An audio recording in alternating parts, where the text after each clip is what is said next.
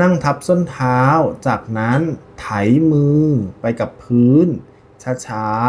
ๆยกก้นขึ้นแอนอกให้ชิดพื้นให้มากที่สุดเมื่อได้ที่แล้วให้เกรงค้างเอาไว้ 10-15 วินาทีจากนั้นดึงตัวกลับมาในท่าเริ่มต้นไถมือไปกับพื้นช้าๆเงยหน้ามองมือแอนอกให้ชิดพื้นให้มากที่สุดยกก้นค้างไว้